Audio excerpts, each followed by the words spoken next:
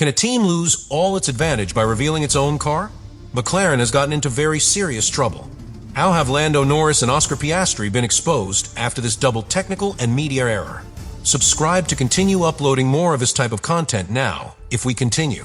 In Formula One, the margin between glory and disaster can be measured in millimeters. Literally. And that is precisely what has put McLaren on the ropes after the 2025 Las Vegas Grand Prix. What seemed like a brilliant weekend for those from Woking, with Lando Norris finishing second and Oscar Piastri securing a solid fourth place, ended up becoming a bitter episode when the FIA announced a double disqualification for technical irregularities. The reason? Illegal wear of the skid block, a key piece located on the flat bottom of the car. The function of the skid block, also known as the wooden plane or plank, is to control the minimum height of the car to the ground. This component, usually made of high-density composite resin, must maintain a minimum thickness of 9 millimeters throughout the entire race. Anywhere beyond the limit set by the technical regulations indicates that the car has run too close to the ground, which, in practical terms, suggests an illegal configuration of the car in order to obtain aerodynamic advantage. According to the technical report, the wear on both McLarens exceeded that legal margin by more than a millimeter, with differences of 1.12 millimeters and 1.26 millimeters below the permitted limit. This is an alarming figure in technical terms because we are not talking about a slight or marginal failure, but rather an aggressive configuration that intentionally exposes the car to a severe technical risk. McLaren went beyond the limit on a circuit with many potholes and extreme aerodynamic demands, suggesting a calculated risk that this time did not work. Behind this technical error are high-impact strategic decisions. McLaren sought to counter Red Bull's superiority on street circuits like Las Vegas, where traction in slow corners and stability under braking are vital. To achieve this, the team chose to reduce the height of the car to the ground as much as possible, maximizing the ground effect. This seals the airflow under the car, increasing downforce without penalizing drag. But this solution, although effective in terms of performance, also increases the risk of the plank wearing excessively, especially on routes with jumps, slopes, or aggressive braking. This was not simply a technical error, it was a choice.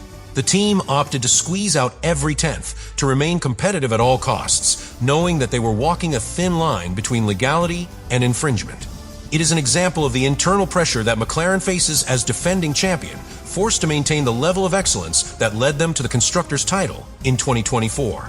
And in that attempt, they paid a very high price. But this was not all. In Qatar, just weeks after the Las Vegas scandal, McLaren made a new strategic management failure. During a safety car period, they decided to keep Oscar Piastri on the track instead of calling him to the pits, missing the ideal window to change tires and get into the race. Piastri, visibly frustrated, described it as a painful decision that cost him a key position. This incident not only reflected a disconnect between the wall and the driver, but also fueled the narrative that McLaren, under pressure, begins to make chain errors. For Lando Norris and Oscar Piastri, this represents a quiet but real dilemma. They are at the head of a championship, but they see how the team to which they entrust their future makes decisions that not only affect current performance, but also compromise their chances of remaining competitive in 2026. It is a move that reveals a deep internal contradiction. McLaren wants to show itself as a visionary leader, but acts like a team that does not trust its own ability to maintain the advantage without resorting to fireworks. The revelation of the MCL40A, in that sense, has been more than a simple exhibition of parts. Is tangible evidence that McLaren is fighting on multiple fronts, technical, media, and strategic. And in a championship where every detail counts, sharing more than necessary could be the mistake other teams need to close the gap. When a top team goes through a moment of turbulence, the first to be exposed are not the engineers, nor the technical directors, nor even the strategists. They are the pilots. And at McLaren, that means Lando Norris and Oscar Piastri, two of the most promising talents of their generation, are facing one of the biggest psychological and professional challenges of their careers. In terms of numbers, McLaren is having a brilliant start to 2025. Norris leads the Drivers' Championship, and Piastri is among the top 5, consolidating a fearsome duo.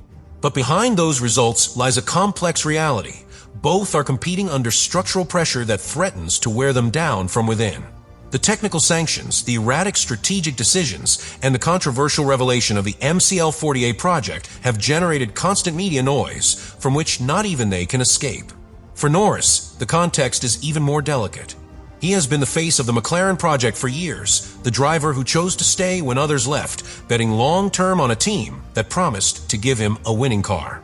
And, at least in terms of pure speed, that promise has been fulfilled. But the environment around him has become more unstable with each run. The Las Vegas hit, where he crossed the line in second only to be disqualified minutes later, was devastating. Not because of the technical error itself, which was clearly not his fault, but because of the feeling of helplessness that allows him to lose crucial points due to decisions external to the driver. For a runner obsessed with every tenth, these types of episodes feel like invisible betrayals. In the case of Oscar Piastri, the scenario is no less complex.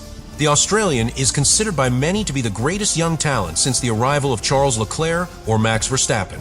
His methodical style, racing maturity, and ability to adapt to any conditions have made him an invaluable asset for McLaren.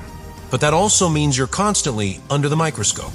Every mistake, every tactical decision that harms him is amplified. In Qatar, when the team decided not to call him into the pits under safety car, Piastri's frustration was palpable. He knew that choice, made without his direct intervention, kept him from the podium. And although it was restrained on the radio, the body reading after getting out of the car said everything that words couldn't. Both are trapped in a paradox. They have one of the fastest cars on the grid, but they do not have full control of the project they lead on the track. While they deliver results in qualifying and the race, the team has begun to show cracks in the areas of technical management and decision-making. That generates wear. Not physical, but psychological. Each weekend becomes a test of concentration under external pressure, in which they must also remain calm in front of the cameras, the fans, and the entire paddock. And the most complicated thing, the calendar doesn't stop.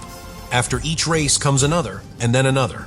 There's no time to process mistakes, nor to reset emotionally.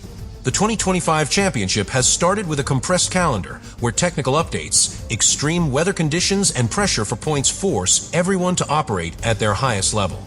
For Norris and Piastri, any lack of concentration caused by factors outside the cockpit can translate into tenths that later mean lost podiums or sacrificed positions.